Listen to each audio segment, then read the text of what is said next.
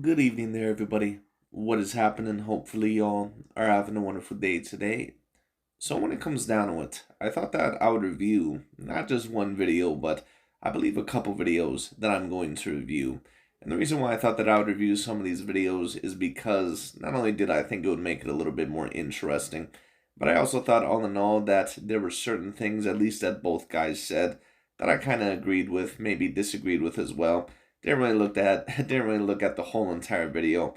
But we're going to review a video by DontaesBoxingNation and also by that of Boxing Ego. And I think that Boxing Ego is going to have an assessment somewhat similar to mine.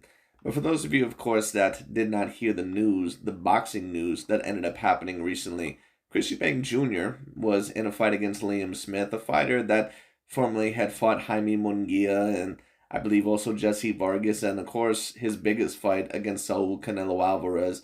And I remember when Liam Smith was on the come up. I remember when Canelo Alvarez, that was around the time he was supposed to fight Gennady Triple G Golovkin, and he was fighting guys like Chavez Jr. and Amir Khan, and then of course eventually Liam Smith. I think that he won the 154-pound WBA or WBO title. I can't necessarily remember. And then Canelo kind of fought him as a warm up in the trail overall to Gennady Golovkin, and Canelo pretty much put a whooping on him. And I remember overall that Canelo, I believe, knocked him out with a left liver body shot with a good left hook. But overall, not to digress too much. Anyways, Chris Eubank Jr., who was looked at as one of the more talented, middleweights slash super middleweights, wherever he fights at the current moment in time, he was overall supposed to win this fight. He was mainly favored in the fight. And don't get me wrong, Chris Eubank Jr., in my opinion, has never really been an A-grade fighter. But a lot of people were really hoping that he was going to improve, especially with the coaching of that of Roy Jones Jr. Unfortunately for Chris Eubank Jr., of course, he did end up getting knocked out today by Liam Smith, which in many people's odds was a very, very big upset. I actually thought that this was a very decent fight. Now, I, of course, myself probably would have favored Chris Eubank Jr. to win this fight by decision or knockout. I didn't put out an official prediction, but my prediction probably would have been Chris Eubank Jr. by decision. I've never really been overtly impressed with Liam Smith. But of course, Chris Eubank Jr., he did end up getting knocked out today. And I think that it's a very simple reason why. Chris Eubank Jr., I just think that it's very clear that he's just never really going to be an elite boxer. Could he ever win a belt? Possibly. It's possible. I don't see it ever happening, after this. I think that his career is pretty much over after this, and some of you may disagree. That's just the way that I look at it. Not only was this a major upset in most people's eyes, but it's against a fighter that, all in all, was a former champion, and on top of that, really was not supposed to be, at least allegedly, in your same league. And you ended up getting stopped by him within about 4 rounds. Now, the fight was somewhat competitive. I think that if I were going to give the fight to anybody before the knockout ended up happening, I would say that Chris Eubank Jr. was slightly outpointing him. But, when it comes down to it, when I seen this fight, it was very clear, at least in my view, that Chris Eubank Jr., that he was very clearly trying to impersonate Roy Jones Jr. And a lot of people really don't understand this. To fight like a Roy Jones Jr., if you ever seen Roy Jones Jr. in his prime, now once again, I'm only 24 years old. So I was born in 1998. I was not a guy that watched all of Roy Jones Jr.'s fights live, but I've seen a lot of his fights because of old videotapes. I've seen his fights against Bernard Hopkins. I've seen his fight overall against Antonio Tarver, at least the first time around. I've seen his fights overall against James Toney. I've seen his fight against Vinny Pazienza. I've seen a multitude of his fights and a multitude of his highlights.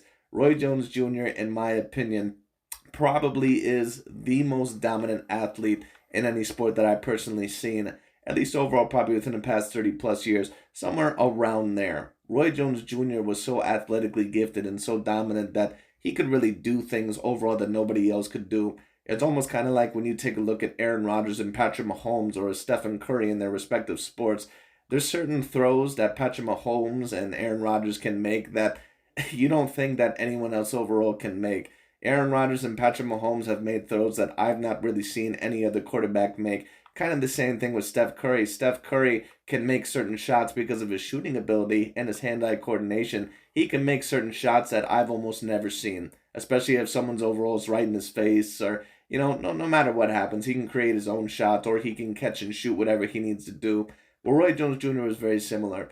Roy Jones Jr. could fight completely with his hands down. He pretty much could do whatever he wanted in the ring. He pretty much overall, didn't really need overall to really clear up or shape up, sometimes on some of the other boxing fundamentals. And don't get me wrong, Roy Jones Jr., in my opinion, he was fundamentally sound. But the main thing, all in all, that was his main Achilles heel, at least when he got a little bit older, is that a lot of the times when he kept his hands down, he could get away with that when he was younger because he was so athletically dominant and he was so gifted. I mean, the way that Roy Jones Jr. was built, the way with his body, I believe that he was about 5'11" or 6 foot with about a 74 to 76 inch reach. And even sometimes when he threw certain punches overall that didn't seem to be full power, Roy Jones Jr. was so extraordinarily fast. And on top of that, overall, he was so astronomically powerful against usually compared to all of his opponents. He could pretty much get away with anything. He pretty much could do whatever he needed to do. He had pretty much the power and the speed to compete with anybody, and he was fundamentally sound enough to where basically overall the defensive deficiency, at least overall in some categories, that it didn't really pop up until he started to slow down. Well, Chris Eubank Jr., in my opinion, he clearly was trying to fight in that Roy Jones Jr. style, and that's not a type of style that everybody can fight in. And there was a lot of similar punches. There was a lot of combinations that I seen that Chris Eubank Jr. was throwing today overall that I said that is exactly what Roy Jones Jr. used to throw against his opponents. I recognize those exact same movements. That overall right cross overall up to the head or to the body overall, then putting that right foot out and then overall ducking that head, putting it to the right and then overall circling around. That is the exact same move that I seen Roy Jones Jr. do to his opponents over and over and over again. And he would very rarely get hit, even with his hands down, because once again, he was so quick. And there was a lot of opponents overall who were really afraid to throw against Roy Jones Jr. in the first place, because one good shot by Roy Jones Jr., you could get absolutely knocked out cold. No doubt about it. But Chris Eubank Jr., unfortunately for him, he's not Roy Jones Jr. He's not a guy that has that level of power. He's not a guy that has that level of speed. And if you're going to be a guy that, even though you may be a very decent athlete, and I think that Chris Eubank Jr. is a very decent athlete, if you're going to be a guy that does not have that level of athleticism, then what that means is that your skill set is more than likely going to have to be even better than some of the other guys around you. Your defense is going to have to be sharper. You're going to have to be a little bit more technically sound. You're going to have to be a little bit more intelligent. Just to make this comparison, I'm not really sure how accurate this comparison is, but for those of you that read comic books or maybe a fan of the superhero series or anything like that, my favorite superhero was always Batman. And whenever you watch a Justice League movie, or if you ever overall watch the DC comics or anything like that, or any of the movies, Superman, of course, is pretty much primarily viewed as clearly the most powerful member of the league. And Batman, of course, doesn't really have any legitimate superpowers, but Batman is almost pretty much just as feared as everybody else on the Justice League team, just as much as Martian Manhunter or Superman or Wonder Woman or any one of those guys, Cyborg, whoever else is on the team, Green Lantern and Flash. He's pretty much feared just as much as everybody else. And the reason why that is because his skill set pretty much in every category, and more importantly, his IQ, his intelligence overall for his profession, it pretty much makes up for it in every other category. So his intelligence alone was enough overall, and his skill set was enough overall to compete with everybody else. And I just thought that I would make that comparison because Chris Eubank Jr., he's not a Roy Jones Jr., he's not Superman. Roy Jones Jr. was a guy that, when you take a look at him, he's one of the all-time great athletes. He's up there with anybody. He's up there with Michael Jordan. He's up there with Wilt Chamberlain. He's up there with Randy Moss. He's up there with Jerry Rice. He's up there with Lawrence Taylor. Any freak of nature athletes that you've personally seen throughout your time, Roy Jones Jr. can compete with any of those guys. And 99.9% of people, even if they're great athletes, they're never going to be a Roy Jones Jr. And that's why you cannot fight in that type of style. You can't keep your hands down the whole entire time, even if mainly you are going to get away with it, because this is exactly what happens. People are saying the same exact thing with Deontay Wilder. I remember DontaesBoxingNation and a lot of these guys, just like it was yesterday, they were saying overall that Deontay Wilder, well, yeah, overall he doesn't have, the greatest of skills, but what does it matter for when you got this eraser? Well, the reason why it matters is because eventually if you run into a stumbling block overall that knows how to counter that, then eventually they're going to know how to counter you. And eventually they're going to be able to beat you. And that's exactly what happened when he faced Tyson Fury. And these guys are still so salty about that. And they worship Deontay Wilder. And that's why they still try to tear down Tyson Fury to this day. When really they just can't admit, even though they know it deep down, that Tyson Fury very clearly was the better man overall. And they were mistaken about Deontay Wilder being allegedly as good as what he was. And some of them now, of course, like Dante, they try to cast Deontay Wilder to the side, or of course now all of a sudden say that he was allegedly trash, or at least that's what people called him because he does not want to give Tyson Fury credit. But anyways, it is what it is. But Dante's Boxing Nation, he's going to talk about it. I'm also going to review a video by Boxing Eagle, or I may not. We'll see what happens. We'll see overall what I decide to do, but we'll see. But anyways, first we're going to review Dante's Boxing Nation, and if I feel like I need to add on to Boxing Eagle, then I'll do that. But anyways, let's get into it. Dante's Boxing Nation, what's going on, guys? So for such a slow boxing weekend, we got a lot of surprises. The first surprise was Chris Eubank showing up with a rainbow armband, as if he was coming out of the closet or something. It almost looked to me like... I love how that's how we start off this video. I don't really know what the hell that's about, but from what I've seen, at least from a little snippet of Boxing Eagle's video, apparently that was because Liam Smith apparently called him gay or homosexual or something, and I think that Chris Eubank Jr. wore that basically in the showings of saying that that's not going to bother me, or kind of overall, to show that, I don't know, maybe have a little bit of fun with it. I'm not sure. I don't really know what that was about. Anyway. His gay friends had challenged him to wear this flag, to show that he was really, really down for the cause. Or he was down to show people that he doesn't have to hide being gay. And then, of course, the second surprise is he gets knocked out by Liam Smith. You mean the same Liam Smith that was fighting Canelo Alvarez years and years and years ago? And you notice that Dante brings up Canelo first. What Dante is really thinking in his mind overall is like, God damn it, Chris. Why the hell did you lose overall to this motherfucker who fought Canelo Alvarez? Had Liam Smith fought anyone else, even Gennady Golovkin or anyone else overall several years ago, he wouldn't have given a shit. But in the back of a lot of these guys' mind, and Boxing Eagle's even going to mention it as well, in the back of their mind, because they hate Canelo Alvarez's guts, what they're really thinking is, God damn it, this makes Canelo Alvarez look 10 times better. Now, what I'm going to state is this personally, and I've always been an advocate that Canelo Alvarez, in my opinion, has fought very, very good competition throughout his career. In my opinion, Liam Smith was not one of the more elite champions or the elite fighters that Canelo had fought. He was an okay fighter, but he's not Callum Smith, in my opinion. He's not Billy Joe Saunders. He's not those guys, those two British fighters, in my opinion. In my opinion, those guys were much bigger threats. 154? That Liam? And he certainly is not one of his top 5 biggest wins. Now, Liam Smith, of course, was a champion. But to be honest with you, at one point in time, I thought that he was a C-grade champion. And you could still debate that, but one thing I'll say is this.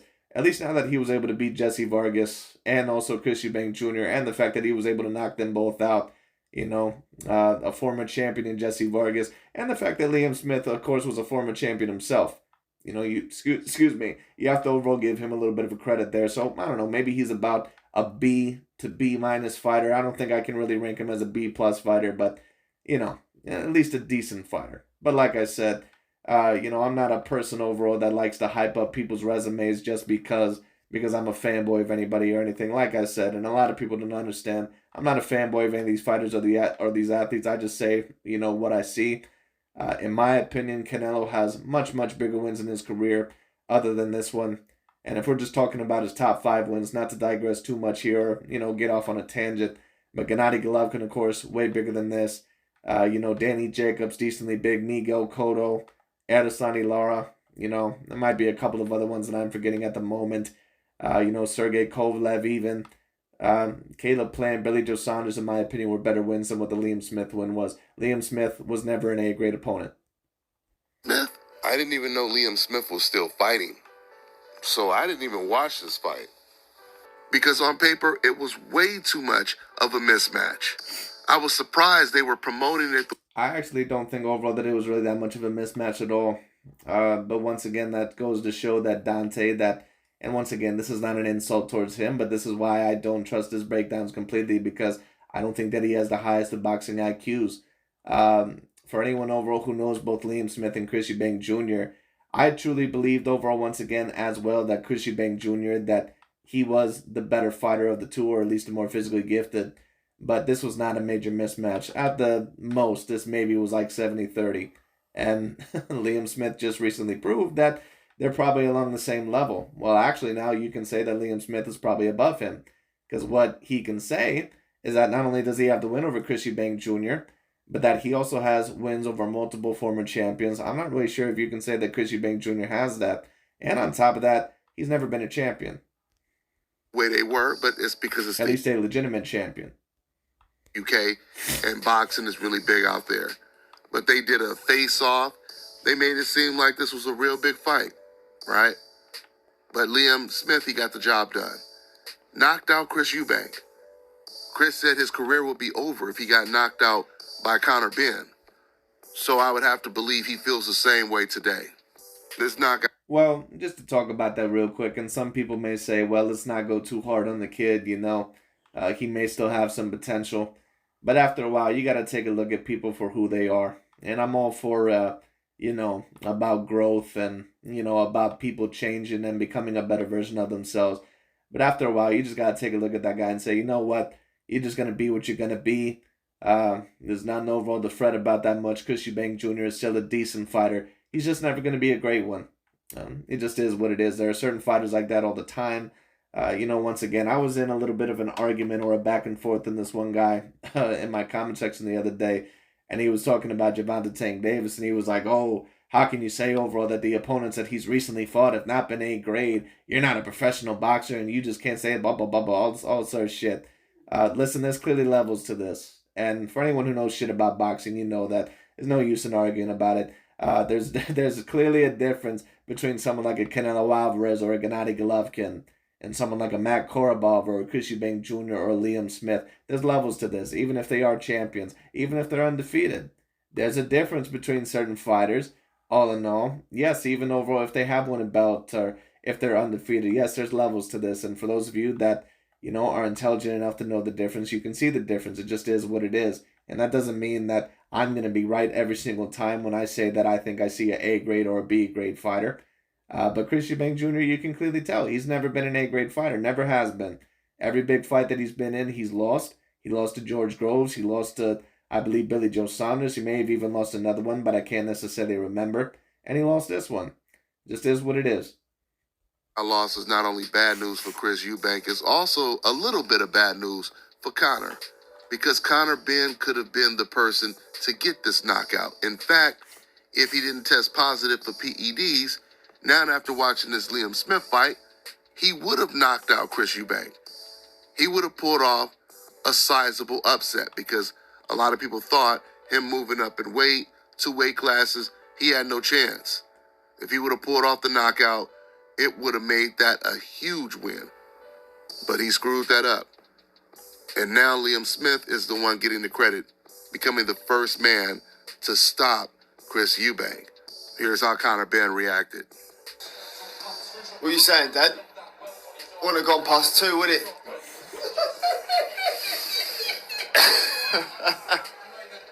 Yeah. You know, one thing I'll also say about Chris Eubank Jr. is this. I don't think all in all that, personally, in my opinion, that he really grew up with the best trainers. And the reason why I say that is because I also assume that his dad, Chris Eubank Sr., who, of course, is one of the more interesting characters in boxing history and is probably one of the greats in terms of British boxing history, and of course was a great fighter in his own right.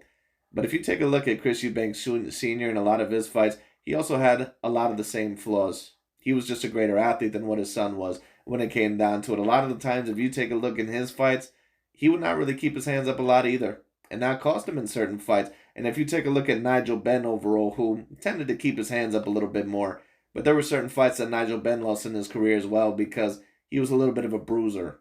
If you take a look at Nigel Benn and Conor Benn, they fight very, very similar. They're both bruisers.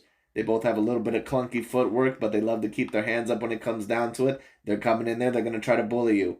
All right? That's why overall Nigel Benn, he was able to get Gerald McClellan, sometimes they can be overwhelmed, but sometimes they may meet a match overall to where, they might overall be a little bit overwhelmed. So we'll see how well Conor Benn does.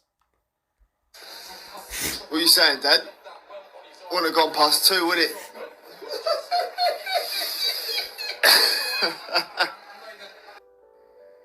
You know the worst thing about this whole Chris Eubank loss? It exposes the poor business decisions that Eubanks has been making his entire career. A couple years back, Chris Eubank, he had an opportunity to fight Gennady Golovkin. And win, lose, or draw, he would have got a massive payday out of the deal. But because he listened to his father, Isn't it interesting how with the fighter that Dante can get two shits about because Chris Eubank Jr. is a black British fighter and he doesn't really give a fuck about those guys unless he needs to use them for leverage. Isn't it interesting how he can admit that those guys made bad business decisions, but when it comes to Andre pulling out of certain fights like against Jamel Charlo or other fights, or Jamal Charlo not wanting to fight David Benavidez or Demetrius Bubel Andre, it takes 2 men and a goat overall, or 3 men and a goat to get Dante to admit overall those mistakes of those fighters because he can use them, but he can't really use Chris Eubank Jr. that much. Turned down the fight. Chris Eubank, he could have fought the likes of Demetrius Andrade, Jamal Charlo. He had no interest in any of those fights. And now, here he is. Well, I'd have to take a look over and see how true that is, because it's no offense against Dante, but a lot of the times I can't really trust his sources. Losing to Liam Smith, making a fraction of the money he would have made against those big names. This is why trying to take the easy route does not always pay off in every way. That's all I got for now, guys. I'm on to the next one. All right, now check this out, guys. But anyways, that's really about it overall for Dante's Boxing Nation. I just thought that I would commentate on that. Let's now go to Mr. Boxing Ego, because I think Boxing Ego is going to have a very interesting analyzation, somewhat similar to what I would say. But anyways, let's get straight into it. Okay, so in this video, we're going to review the Boxing Ego take on the Chris Eubank Jr. versus Liam Smith fight. I think that he has a very good analyzation here. As a whole, and I've already stated this before, I actually think that Boxing Ego, that a lot of the times that he has very good analyzations. I think that he has decent boxing IQ with his breakdown analyzations. Unfortunately, once again, I think that a lot of the times he lets his emotions and some of his bias overall show through, especially for certain fighters, especially black American fighters for the PBC. But with someone like a Chris Eubank Jr., he doesn't really give a shit, once again, because Chris Eubank Jr., he's someone all in all that is British, and he really overall has, no connection overall with them. But anyways, let's get into it. Man, it's a mad thing, bruv. Chat shit bang. Chris Eubank Jr. gets upset, gets stopped by beefy Liam Smith. I want to talk about it. What up, Fight World? It's your boy Ego in the back with some more boxing. Chris Eubank got knocked out, and I do mean knocked out, in the 4th round. This is considered an upset. I didn't really have too many thoughts on the fight before the fight. There was an intense battle of words, and the two didn't really seem to like each other pre-fight. Then there were some accusations made by beefy Liam Smith about Chris Eubank's sexuality, and to taunt him, you have Chris Eubank, who wore a rainbow bracelet or a rainbow armband on his arm at the weigh-in to, I don't know. But I think neither Dante nor Boxing Ego really know what the fuck why the hell Chris Eubank Jr. did. I think the whole world is really confused on why the hell Chris Eubank Jr. wore that armband. I'm not really sure 100% why he did that either. I mean, if I had to take my best guess, he just overall did it to show that it wasn't going to bother him. Just probably make a little bit of a play with it. But, I don't really see it as a huge deal, but I get it. All in all, I think Chris Eubank got kind of drug into focusing more on the theatrics and the trash talk and the banter, and I didn't really see the strategy from him in this particular fight. Congratulations to Liam Smith. Well, I seen a strategy from Chris Eubank Jr. Basically, what his strategy overall was, I think, was to out-jab him and keep him in the middle of the ring and basically outpoint him from a distance. That's pretty much the same Chris Eubank Jr. that I've been seeing overall for the past several years. The problem is, overall, is that, once again, his deficiencies showed through. This helps Canelo Alvarez. and I'll explain that. You see, I told you that in the back of these guys' mind, they're like, God damn it, this helps Canelo Alvarez. But once again, in my opinion, it doesn't really help Canelo Alvarez all that much, in my view at least, because I don't really think that Liam Smith was ever really that great of a champion anyway. That's just my personal opinion. Now, what would help Canelo Alvarez, at least in certain standards, is what I'll say is this. If Caleb Plant beat someone like a David Benavidez, that would probably majorly help him. Or at least make that Caleb Plant win look a lot better. Which, in my opinion, it was already an A-grade win, in the first place. Because Caleb Plant, he's right there with both Charlo and Andre, in my opinion. Alvarez obviously fought Liam Smith earlier in his career, and Liam Smith just knocked out Jesse Vargas, and he knocked out Chris Eubank Jr. So this helps Canelo because Liam Smith, at the time he faced him, wasn't really considered the good, but at the time now, he's having some solid wins. So it is what it is. So this makes it look like Canelo at least fought someone a bit better. But now one has to ask overall, why overall are they just bringing up Canelo Alvarez? Why is it overall that they don't say, well, this not only helps Canelo Alvarez, but this also helps Jaime Munguia, whoever overall fought him in the past?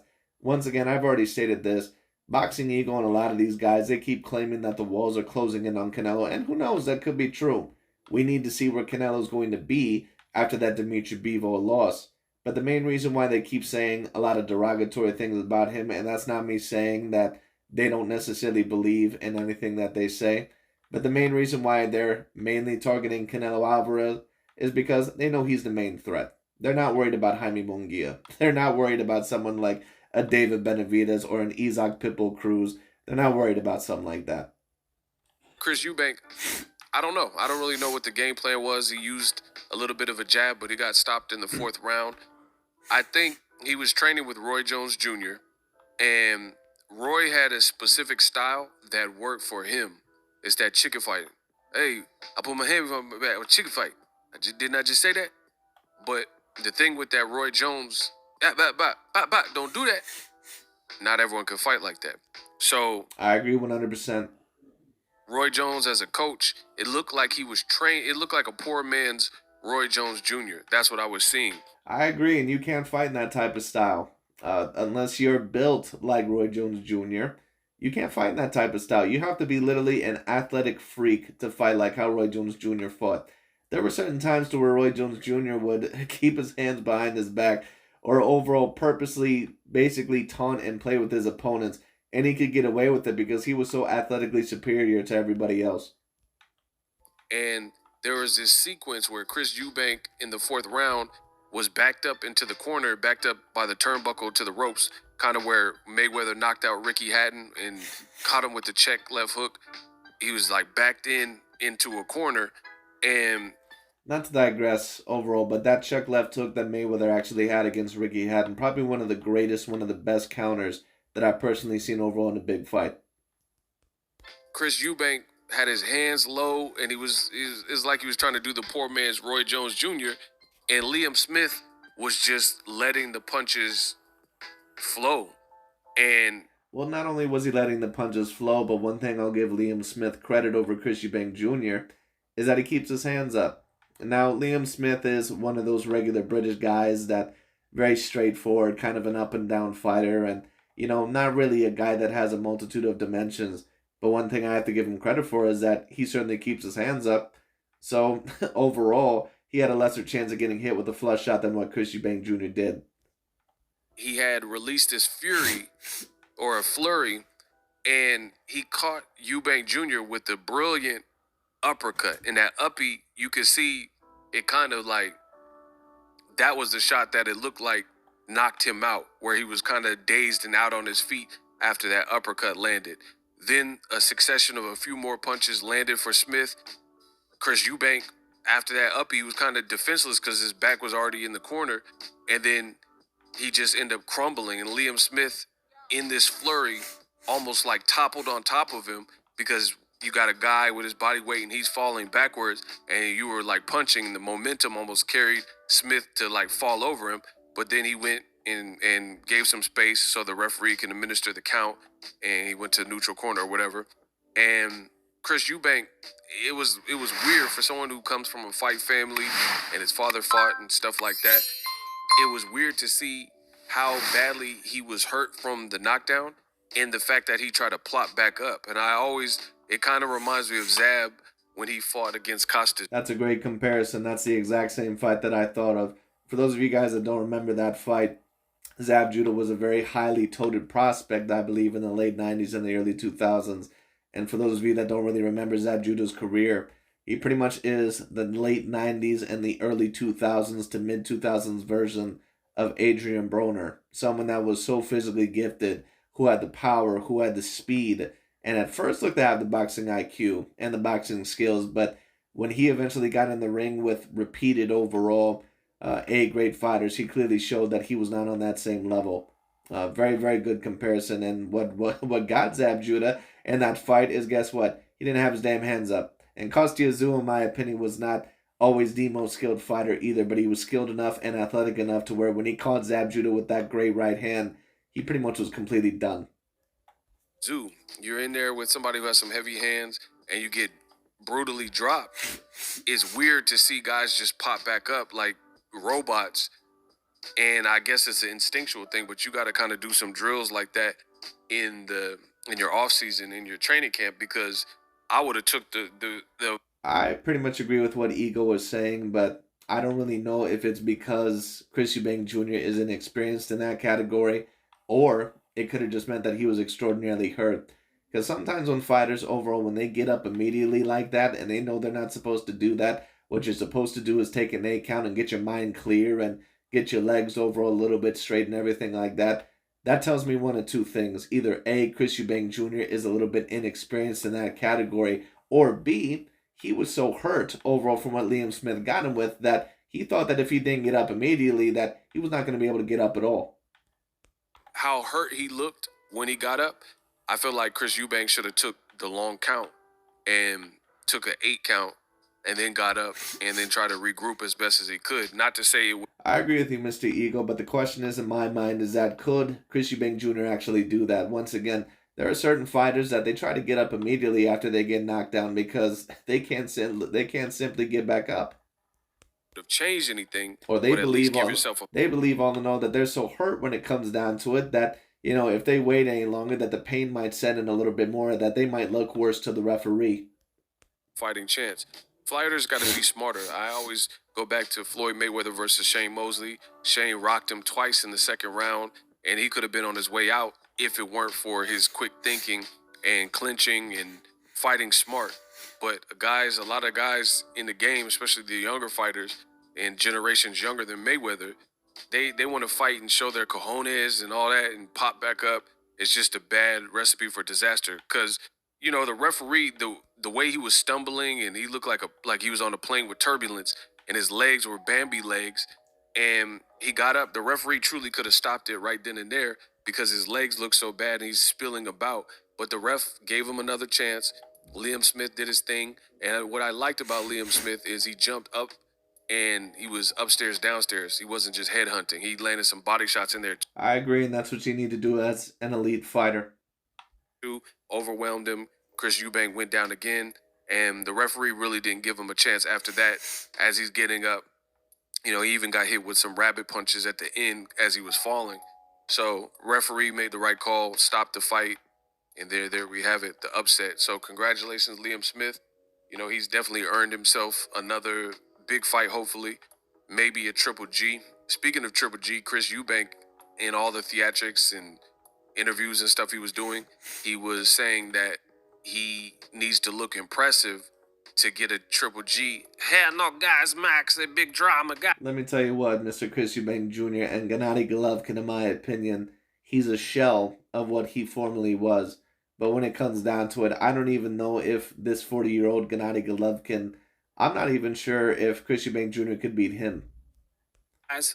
To get a Triple G fight, but that was the opposite of what he needed to do to land a Triple G fight.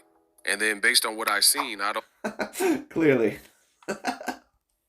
know even a 40-year-old Triple G, because he wasn't fighting like Canelo. So a 40-year-old Triple G would likely still be too much for Chris Eubank Jr. from what I've seen.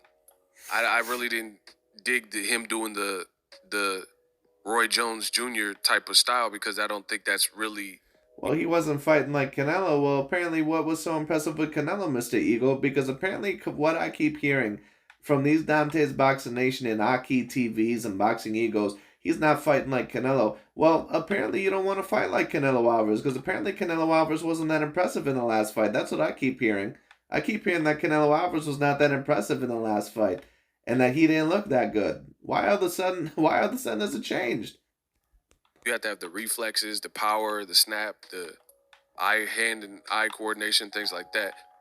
The other person that comes to mind, we've talked about Canelo, Triple G, Eubank, and Smith. The other person that comes to mind is Conor Benn. Conor Benn could have fought him at a catchweight, but he failed multiple drug tests, and then he started making fun of Eubank. Him and his dad were like basically laughing after he got knocked out. But you're at home watching it, and you failed 2 drug tests, so you really don't have no room to be making fun of anyone, because if anything, that could have been you if you stayed clean. Let me know how you guys felt I would agree with that. about the fight, but solid performance by Liam Smith. Drop your thoughts in the comment section. Subscribe to the channel. And I'm introducing. Anyways, thought that was a very good analyzation by Boxing Ego. I agree with pretty much at least 99% of the things that he was saying, if not 100%. I thought that it was a very good analyzation, and I would pretty much have the exact same analyzation. But Chris Eubank Jr., he's pretty much been exposed as what he's always been. That's not me trying to be derogatory or negative towards Chris Eubank Jr., but there's fighters like that all over boxing. That's why there's levels to it. That's why there's a difference between S tier or A grade or B grade, C grade champions. And Chris Eubank Jr., there's a reason why he's never been a champion, at least to my recollection. One of the legitimate champions, because he's not a championship level caliber fighter. He's a guy that at best against one of more of the good or very good guys, he might be able to give them a little bit of problems. But he's not a guy all in all that's going to beat a Charlo. He's certainly not going to beat a Canelo or a Gennady Golovkin at his best. He's not going to beat Andrade. He's not going to beat Caleb Plant. He's not going to beat any of those guys. It just is what it is. And, there's a lot of boxers like that to where they're very good, or good, but they're just not great. They'll never be great. They just don't have the boxing intellect. They weren't brought up with the boxing fundamentals. They weren't overall brought up with the proper training. Or they just don't have the boxing IQ. It just is what it is. They just don't see certain things overall that other boxers see. That's pretty much about it for today. Thank you so much for watching. Overall, best of luck to both fighters, of course, but I don't know if I personally see Chris Eubank Jr. recovering from this. But we'll see what happens. That's really about it. But anyways, thank you so much for watching. I'll talk to you all later.